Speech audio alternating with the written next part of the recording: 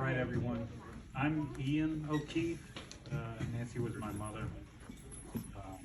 Thank you for showing up here for this. I don't know what to say. I'm at a loss for words, and I can't think of anything that makes any sense. But this is my father, John. You want to go ahead, Jim? You don't mind, I'll sit. Yeah. You know, and Yeah. thank you everybody for being here. It's so wonderful to be part of the O'Keefe family and the McMahon family. Head of the O'Keefe family. Now that Nancy's gone. Big responsibility there. Yeah, I know. So, anyhow, I've been trying to write something down for days, and I'm just so scattered that I can't really put something together that's terribly coherent. But I thought I'd just try to say a little bit about the amazing life that Nancy's given me.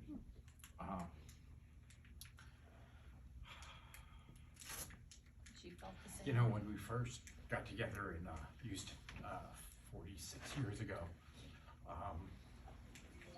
my parents were a little shocked. You know, I was raised in this Catholic family, and I was the fifth of 6 kids, and my mother's nickname was Bloody Mary because she ran the blood bank at the Catholic Church. And they were very, very Catholic. And I brought home Nancy, who, you know, was a little bit older than me and had been married several times and had 2 kids, which was absolutely fine with me, but it was a little shocking, I think, for them. Before we got married, Nancy sat down with my mother and explained that this was different, that, you know, that it wasn't that she was bad at marriage or didn't believe in it. She really believed in it, and she kept trying. And my mother's response was, well, Nancy, God works in mysterious ways, and this must be one of them. Oh, that is awful. And I think she was right. Yeah. Amen to that. When I picture Nancy, I picture all the places we've been around the world. And then all the houses we've lived in that she's made as wonderful as those places.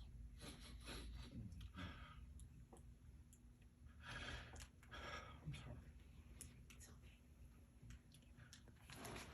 She was so smart, so competent, so adventurous. Whenever something was tough, she came up with a magnificent idea. When our first employment agency went out of business, she said, well, what can we do that we've always wanted to do? And we thought about it, and she said, well, we've wanted to live in Mexico. So we sold everything we owned. We bought a VW van, and we spent 4 months in Mexico. And it was like the most wonderful vacation we've ever had. She obviously dealt with her illness like nobody. I mean, she had so much pain and discomfort, and kept an incredibly positive attitude. And you know, she was so smart, she could do so many things. She should have been a doctor. If she had made it past junior year in high school, she would have had a better chance at it. But like everything she took on, she did well.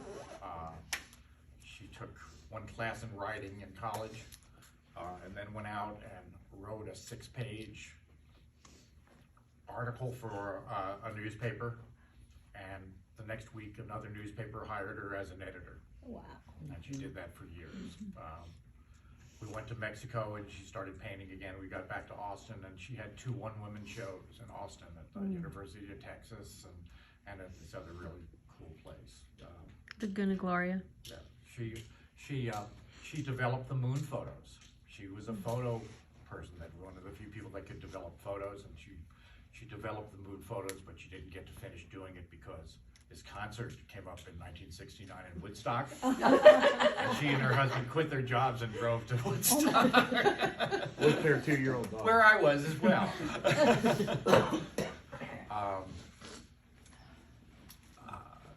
You know, she was a midwife. You know, when she went back to the, you know, Nancy was clearly a hippie in so many ways. If you go into her house, you smell the incense and the candles and the other scents. You know, we've talked about whether we were both really hippies. I think she was more of a hippie than I ever was. But not a hippie in that, you know, hippies aren't supposed to run companies. Yeah. You know, she ran a great company, one of the best in Texas, for 20 years.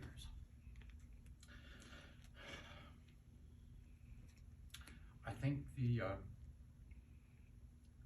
the last few months have been wonderful for her and for us. The fact that we got here, she wanted to do it for years, and it has been incredible having the support and the love of your family. And I'm glad the world is as filled with love as Nancy was. Thank you all so much for being here. And I'm supposed to read a letter from Mike Goldman too, but I'll save that. Would you like me to read Connie's? Sure, that'd be great. I'll come up here just because I don't want to be talking to everyone's away from everyone.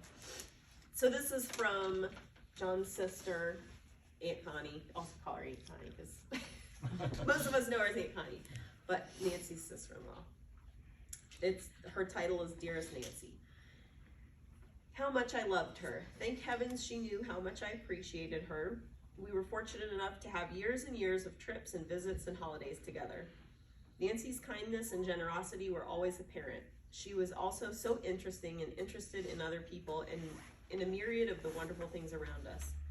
As you all know, Nancy was tremendously artistically talented, and I reaped the benefit of being close to her on that front. We spent a day at the National Gallery of Art in Washington, D.C. one time. Nancy astounded me with her commentary, wide-ranging knowledge, and her in-depth interpretation of the paintings we were viewing. She saw so deeply into each one and pointed out things to me that I never would have spotted. It was like having my own private tour with a museum docent. Her creativity and beautiful sense of color delighted me every time I visited John and Nancy's home.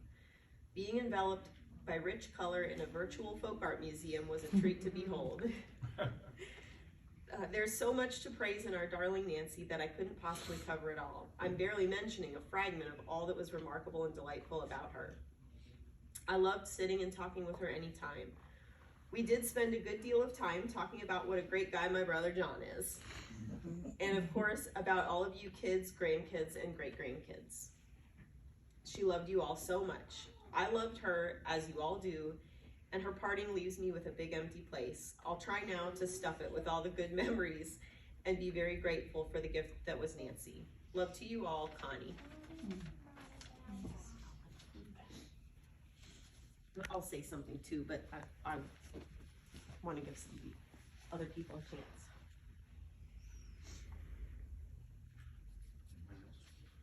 Mia, did you want to say something? Yeah, I have something written down.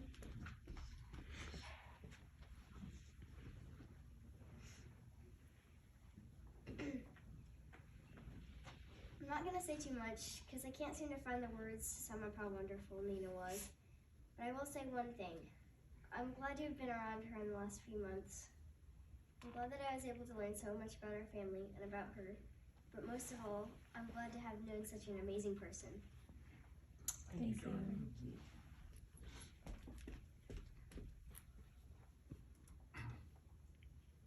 I'll read a little bit through our long-term friend Mike Goldman, who was in the same business as us and we traveled with a lot with him and his wife.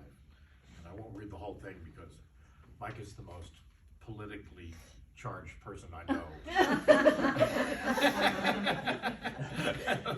And this is not the place.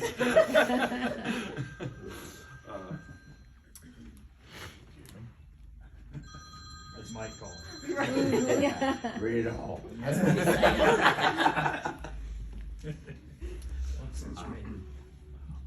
We just can't imagine a world where we wouldn't hear Nancy's voice, hear her hearty laughter, and listen to her calming Zen wisdom. If there was anyone who was a truly colorful warrior in life, it was Nancy.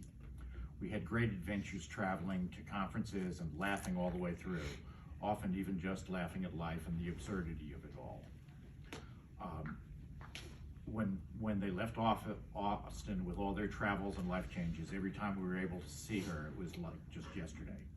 We'd find out where they'd be living next, update on the family, and then launch into our wonderful political harangues about blank. We were each other's best audience, always on the same side of the fence, lobbying stink bombs on the other side. Okay, it says right-wingers. We came together from what seems a lifetime of recruiting liberal politics and a mutual curiosity about life. Nancy was hands down one of the most interesting, wisest, and inspirational people I've ever known, and one of the strongest. I was always amazed at what she fought through and kept her positive attitude. And one thing that I always told her, that her life was so amazing, she needed to write it all down. But most importantly, Nancy was all about loving and laughter, taking life as it came. We're so grateful to have known her and shared in her adventures. But one thing I know for a fact, she has done something that most of us hope we can do in the end. Hop onto that last trip into the stars and exclaim, what a long, strange trip it's been. Perfect. Happy truth, Nancy. I know we'll meet again.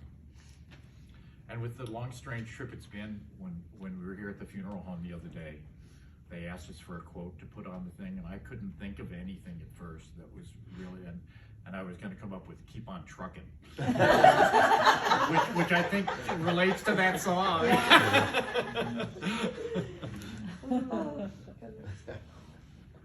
I asked Mike to write something because I couldn't come up with something. Very good. Those nights. Yeah. So, I'd like to say something.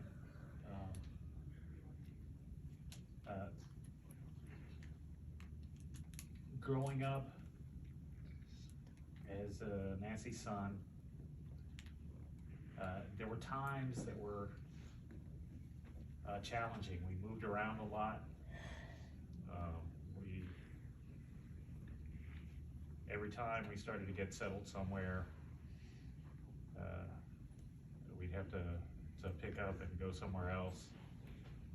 So it's hard to develop, long-term friendships with people.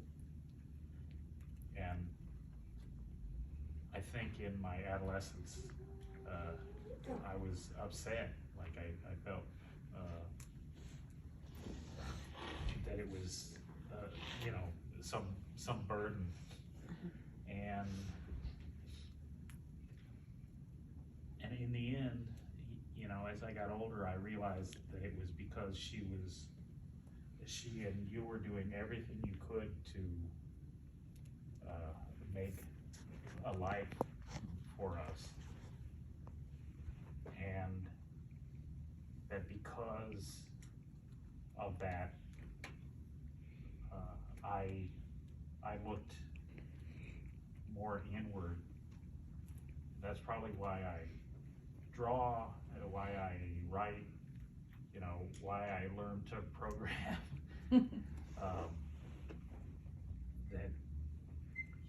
Why I'm independent.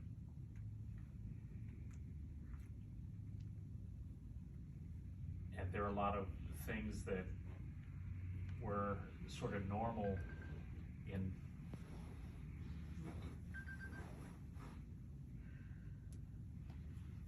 in our house, that it wasn't until later that I realized that not everybody did that. Like whoever would cook, somebody else would wash the dishes.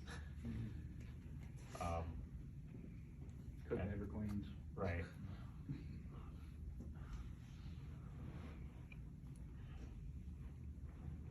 And the older I got, the more I realized how much she gave to us and sacrificed for us.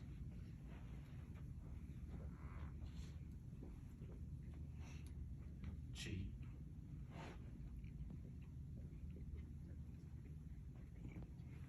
taught me what love is. So thanks. Thanks.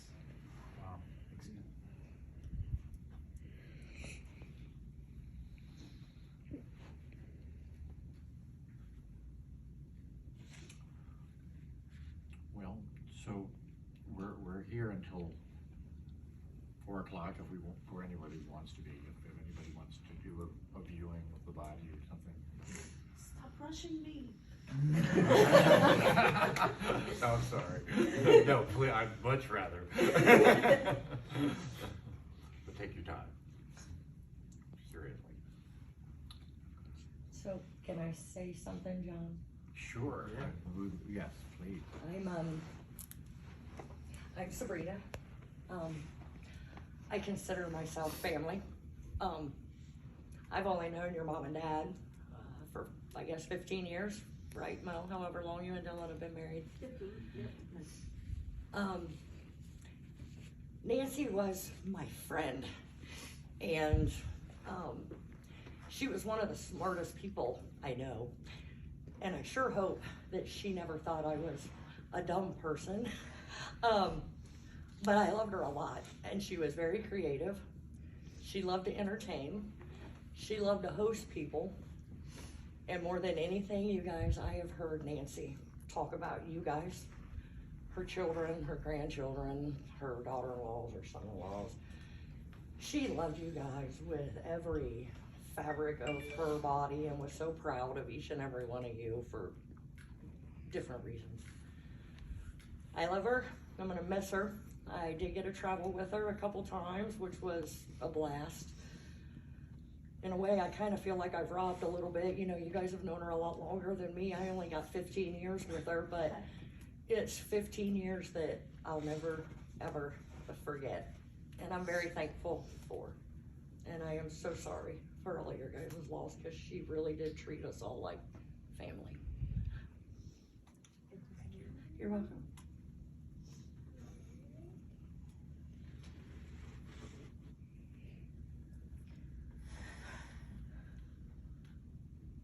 There's so much to say, but I'll just keep it super brief. I won't keep it super brief because I'm not gonna talk. Okay, you can talk.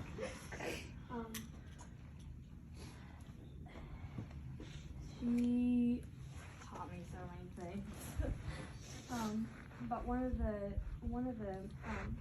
important things that I learned was that from her was that you need to enjoy life as it is, and that there are some things that you can't control, but you can still just keep going. And there are highs and lows, but the highs make it so worth it. So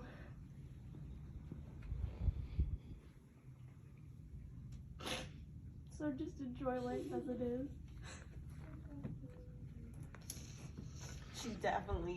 She loved her life. She loved her life, and she showed that. Like, she just grabbed it And she would love it that you got that lesson. that you learned that. Mm-hmm. That's really important. Thank you. I remember all the times I spent with her.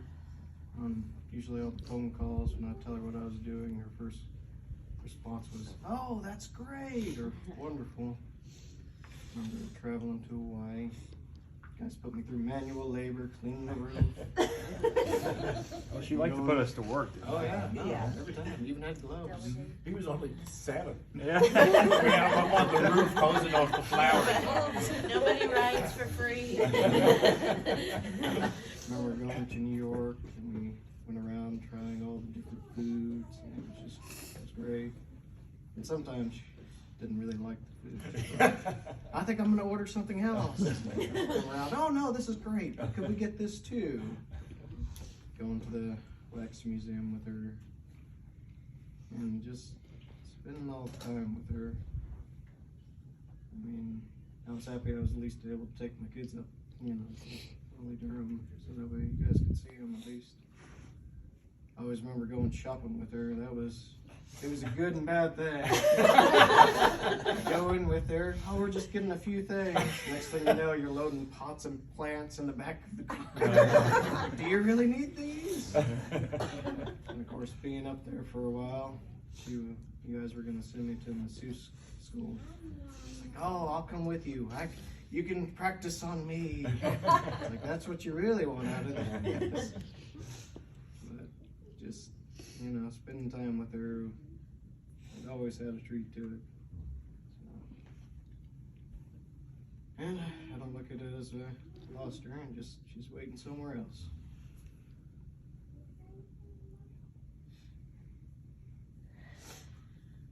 Okay.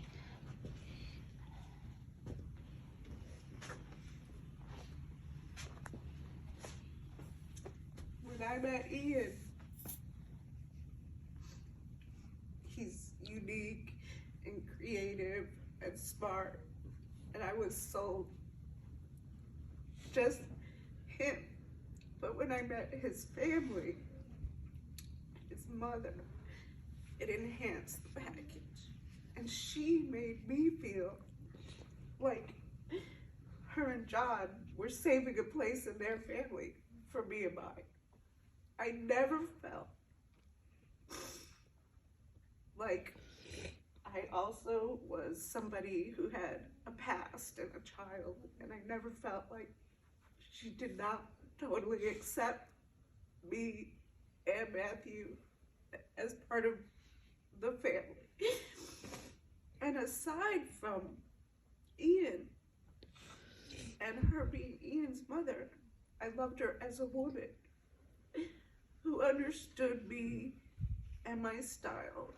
And I thought I was special, but come to find out, she makes everybody feel special. So we live and we honor her because of what she has brought to our lives. All of the moves and the experiences that she made sure that her family experienced, enhanced, and we benefit from that now. So I made it through, and that's what I wanted to say.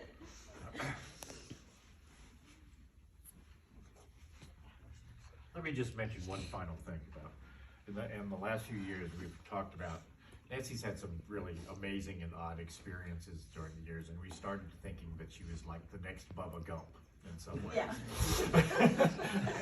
and it included so many things. When she was like 19, she wound up in New York, and someone took her to a party at this place called Studio 54.